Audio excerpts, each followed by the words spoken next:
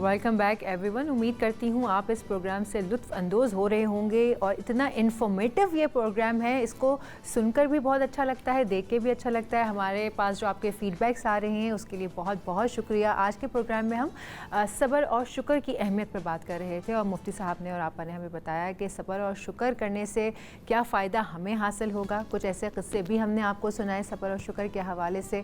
میں مفتی صاحب آپ سے پوچھنا چاہوں گی کہ حضرت یوسف علیہ السلام کا اگر ہم قصہ دیکھیں, یونس علیہ السلام, حضرت یونس علیہ السلام جو تھے وہ مچھلی کے پیٹ میں تھے, پھر بھی انہوں نے صبر کیا, شکر ادا کیا, اور ایک آیت تھی جس کو وہ پڑھتے رہتے تھے. اور آج بھی لوگ کہتے ہیں کہ اس کو جب اگر آپ کے اوپر کوئی مشکل وقت آتا ہے تو آپ اسے پڑھیں. میں چاہوں گی اس کے اوپر ہم تھوڑی سی بات کر لیتے ہیں. بسم اللہ الرحمن الرحیم. دیکھیں, صبر یوسف علیہ السلام نے بھی کیا ہے, صبر یونس علیہ السلام نے بھی کیا ہے, صبر موسیٰ علیہ السلام نے بھی کیا ہے, صبر عیسیٰ علیہ السلام نے بھی کیا ہے. صبر تو میرے نبی نے بھی کیا ہے کہ جب پیدائش ہوئی تو والد کو نہیں دیکھا, 6 سال کے ہوئے تو والدہ کا انتقال ہو گیا, اور جب 8 سال کے ہوئے تو جو دادا پالتے تھے ان کا وصال ہو گیا. در پہ در مشکلات, تکلیف, آزمائشیں. تو یوسف علیہ السلام کنویں کے اندر اللہ سے مدد مانگتے ہیں, اور یونس علیہ السلام مچھلی کے پیٹ میں ہیں. اور جب مچھلی کے پیٹ میں ہیں تو وہاں دیکھیں جو اللہ کے نیک بندے ہوتے ہیں نا, اور بالخصوص جو اللہ سے قریب ہوتے ہیں, وہ کسی حال میں نا امید نہیں ہوتے, بلکہ ہر ایک معاملے کو, لفظ استعمال کو شاید آپ کو عجیب لگے, انجوائے کرتے ہیں. یہ میرے رب کا فیصلہ ہے. جب میری ماں میرے لیے برا نہیں سوچ سکتی, میرا رب تو کروڑوں مرتبہ ماؤں سے زیادہ محبت کرتا ہے. 70 تو زیادتی کے لیے نا, کروڑوں خربوں تعداد میں اس سے محبت کرتا ہے, وہ مجھے برباد کیسے کرے گا. تو وہ کہتے ہیں لا الہ الا انت سبحانک انی کنت من الظالمین, نہیں کوئی معبود سوائے اللہ کے, بے شک انی کنت من الظالمین, میں نے ظالموں میں سے تھا. تو اس طرح کے الفاظ ادا کیے, اللہ سبحانہ و تعالیٰ نے ان کو نجات عطا فرمائی. تو آج بھی کوئی شخص تکلیف میں ہو, آزمائش میں ہو, وہ اللہ سبحانہ و تعالیٰ کی بارگاہ میں صبر کرتے رہے. بہت سارے لوگوں کو ہم نے دیکھا جب کوئی تکلیف آتی تھی, آزمائش آتی تھی, وہ 2 رکعت نماز پڑھتے تھے, صلاۃ الحاجات. اللہ نہ کرے کوئی تکلیف آئے, آزمائش آئے, آپ نماز حاجات کہہ لیں یا صلاۃ الحاجات کہہ لیں, نماز نفل پڑھنے کا انداز ہے, اور اپنے رب کی بارگاہ میں جا کے سجدے کی حالت میں دعا کریں کہ اللہ جو مشکل ہے, تکلیف ہے, آزمائش ہے, اے اللہ اس کو دور فرما. اور یہ جو تسبیح ہے لا الہ الا انت سبحانک انی کنت من الظالمین پڑھتے رہیں, امید ہے کہ اللہ سبحانہ و تعالیٰ مشکلات, آزمائش کو دور فرما دے گا. جی, آپ اس کو آیت کریمہ کی تسبیح کہتے ہیں نا, اس تسبیح کا کوئی خاص نام ہے؟ کریمہ لا الہ الا انت سبحانک انی کنت من آیت الظالمین. کریمہ کی تسبیح. اور علماء اسلام یہ کہتے ہیں کہ اپنے گھر میں ایک حجرہ مخصوص کرو یا ایک کمرہ کہ جہاں پر تم عبادت الہی کرتے ہو, اور جب رات ہو جائے تو پورا رات کو اپنا محاسبہ کرو, اپنا حساب اور کتاب کرو کہ آپ نے پورا دن کیسے گزارا ہے. اور اس کے بعد آپ اس مقام پر جاؤ اور سجدے میں سر رکھو اور کہو کہ لا الہ الا انت سبحانک انی کنت من الظالمین, کہ پروردگار عالم تو سبحان ہے اور میں ظالمین میں سے ہوں. تو پروردگار عالم آپ کے اوپر تمام تر مشکلوں کو دور فرما دے گا.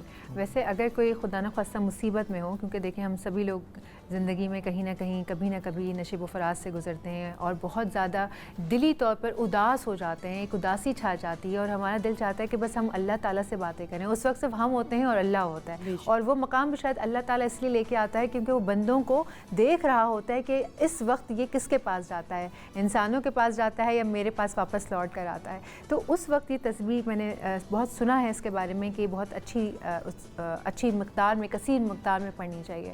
تو یہ آپ بتا سکتی ہیں کہ کون سا ایسا وقت مقرر کریں یا چلتے پھرتے اس کو پڑھتے رہیں؟ کیونکہ میں نے یہ بھی سنا ہے, میں اس لیے بھی آپ سے یہ ساری باتیں پوچھ رہی ہوں کیونکہ ہم غلط بھی سن رہے ہوتے ہیں. سوشل میڈیا کی وجہ سے نا بہت ساری مس انفارمیشن بھی پھیل رہی ہوتی ہے. تو اس کو کب پڑھنا چاہیے, کتنا پڑھنا چاہیے, خاص دنوں میں پڑھنا چاہیے یا ہر وقت پڑھ سکتے ہیں اس کو؟ جو تسبیح انبیاء علیہ السلام کی مشکل کشا ہو تو یقیناً وہ ہمارے لیے مشکلات میں کس قدر ثابت ہوگی, مگر اس کا پڑھنے کا کوئی خاص وقت نہیں ہے, کوئی خاص طریقہ نہیں ہے. آپ چلتے پھرتے اٹھتے بیٹھتے لا الہ الا انت سبحانک انی کنت من الظالمین پڑھتے رہیے, پروردگار عالم آپ کی تمام مشکلات کو دور فرمائے گا. کیونکہ آج کل جو سوشل میڈیا پہ جو مس انفارمیشن ہوتی ہے نا, اور جو فیک لوگ کچھ بھی لکھ کے اور آگے سے کہہ دیتے ہیں آپ شیئر کریں, تو یہ بھی نہیں کرنا چاہیے. پہلے آپ اس کے بارے میں ذرا اس کی اوتھینٹسٹی بھی چیک کر لیں, کیونکہ لوگ اب تو دینی تعلیمات کو بھی اس طرح سے آگے فارورڈ کرنا شروع کر دیتے ہیں. کوئی بھی بیٹھ کر کوئی بھی بات کر رہا ہے, تو میں نے اسی لیے یہ بات پوچھی کیونکہ آیت کریمہ ایک ایسا وظیفہ ہے جو کہ بڑا سیریس ہے, اور میں نے اس کے بارے میں آئے دن کوئی نہ کوئی کوئی سوشل میڈیا پہ بیٹھ کے کہ جی اس کو 3 دن پڑھنا چاہیے, اس کو 90 بار پڑھنا چاہیے, تو میں نے اسی لیے آپ سے بات پوچھی کہ کیا اس کو چلتے پھرتے پڑھ سکتے ہیں؟ قرآن میں اللہ فرماتا ہے یا ایھا الذین آمنوا اذکروا اللہ ذکرا کثیرا, اے ایمان والو اللہ کا ذکر کثرت سے کرو, وسبحوہ بکرۃ واصیلا, صبح اور شام کرو. میرے والد صاحب رحمۃ اللہ علیہ شاہ فرماتے تھے آزمائش اور بیماری یہ 2 لمحات ایسے ہیں جس میں اللہ بہت زیادہ یاد آتا ہے. اور میں نے یہ بھی دیکھا کہ جب ایک جگہ میں نے پڑھا کہ جب بندہ تکلیف میں ہو, بالخصوص بیمار ہو, وہ جو کرا رہا ہوتا ہے نا, جب وہ کراتا ہے تو اللہ اسے ایک سبحان اللہ کہنے کے برابر ثواب عطا فرماتا ہے. اور ایک سبحان اللہ کہنے کا ثواب یہ کہ جنت میں اللہ آپ کے نام کا ایک درخت لگانا شروع کر دیتا ہے. جس آزمائش پہ بندہ صبر کر رہا ہوتا ہے تو اللہ تعالیٰ اسے اجر عظیم عطا فرماتا ہے. قرآن کی آیت کتنی بھی پڑھیں, کثرت سے پڑھیں, لاتعداد پڑھیں, اللہ کا ذکر ہے, جتنا کریں گے اللہ آپ کو اتنا عطا فرمائے گا. یہ تو بہت ہی خوبصورت بات ہے. ہمارے پاس بس تھوڑا ہی وقت ہے ٹرانسمیشن ختم ہونے میں. اگر آپ کچھ میسج دینا چاہتے ہیں جھٹ پٹ اپنے ویورز کو صبر اور شکر کے حوالے سے. انسانوں کو چاہیے کہ وہ یعنی مسلمانوں کو, ہم سب کو, صاحبان ایمان کو یہ چاہیے کہ وہ صبر و شکر سے کام لیں, کیونکہ پروردگار عالم کو صبر و شکر کی ادا بہت پسند آتی ہے. بے شک ایسے ہی ہمیشہ ہر لمحہ الحمدللہ رب العالمین کہتے رہیں. کب اس زبان سے شکوہ چھوڑ دیں, شکر ادا کریں, اللہ کے محبوب بن جائیں گے. بہت ہی خوبصورت بات کہی آپ دونوں نے, اور آپ دونوں کا ایک مرتبہ پھر بہت بہت شکریہ تشریف لانے کے لیے, اور اتنی اچھی طریقے سے جو سادہ زبان میں جو ہم لوگ آپس میں گفتگو کرتے ہیں اور وہ انفارمیشن آپ تک جاتی ہے, مجھے بہت اچھا لگتا ہے. کیونکہ اس وقت جو میرے دل میں سوال آتے ہیں یا ویورز ہم سے سوال پوچھتے ہیں یا جو ہوتے ہیں نا, جو ٹاپک رکھا ہوتا ہے اس سے جو ریلیونٹ کویسچنز ہوتے ہیں میرے ذہن میں وہی بالکل سادہ الفاظ میں ان سے پوچھتی ہوں, وہ اسی طرح سے جواب دیتے ہیں. ہماری پوری کوشش یہ ہوتی ہے کہ ہم آپ تک اوتھینٹک انفارمیشن لے کر آئیں, ہم آپ کو بتائیں کہ بھئی جیسے آج ہم نے صبر اور شکر پہ بات کی کہ صبر اور شکر ادا کرنا اللہ تعالیٰ کے آگے کتنا اہم ہے. اور یہ صرف یہ نہیں کہ رمضان ہے تو شکر ادا کر لیا, رمضان ہے تو ہم صابر بن گئے, ایسا ہرگز نہیں ہے. یہ رمضان آتا ہی اس لیے ہے کہ یہ تمام اچھی باتیں جن کے اوپر ہم عمل کر رہے ہیں رمضان میں, اور صرف رمضان کی حد تک نہ رہے, رمضان کے بعد بھی ہم اپنی ان عادتوں کو اپنی زندگی کا حصہ بنائیں.